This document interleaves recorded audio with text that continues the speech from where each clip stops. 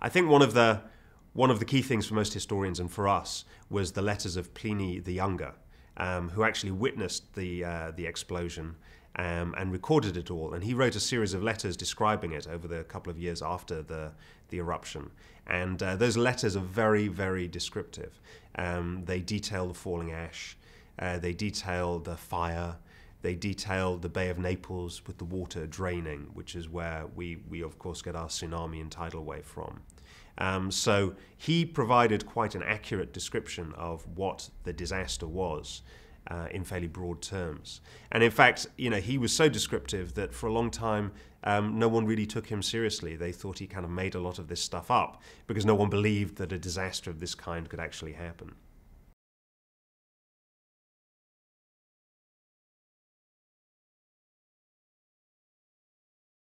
I was a huge fan of Kit from Game of Thrones.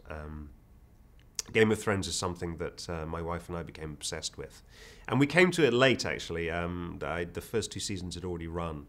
And we got it on iTunes and just watched all of the episodes back to back, I think, in 2 days. And it's a terrific show, and it's got a terrific cast. But for me, there was one person who I felt really popped, and that was Kit. And I felt this guy looks like a movie star. He really stood out from the ensemble. And I met him, and I continued to be very impressed by him.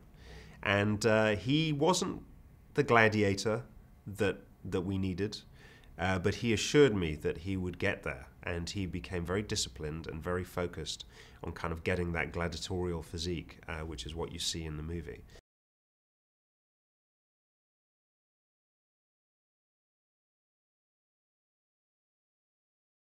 I think we're making a disaster movie, and if you're to believe the disaster and to believe that people are really in jeopardy and that this destruction is really happening, it has to be realistic. There were 2 ways we could have gone about making this movie. There was the kind of like the way we did it, which was we built big sets and we shot on them for real, and we had ash falling and we had real flame, we had people on fire running around.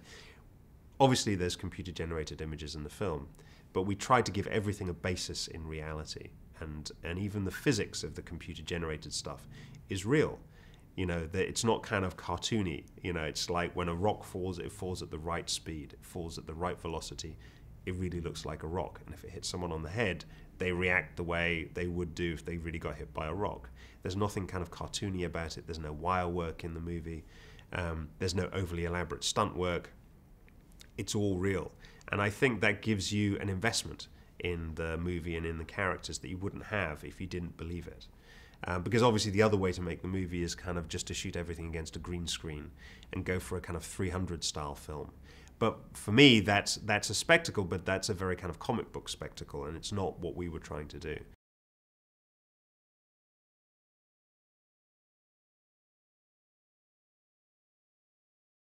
It's definitely, you have to build a lot more, but I think that's good for 2 things. A lot of the shots in the movie are totally real.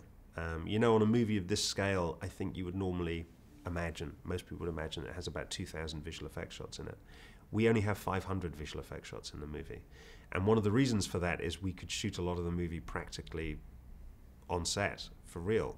And that's why it was so unpleasant for the actors, because quite often we'd have a whole street and it would be filled with flame and explosions and ash falling. And it was, would it have been easier for the actors just to kind of run around in front of a green screen with nothing? Yes, of course it would. But would you have really got those performances? I don't think so.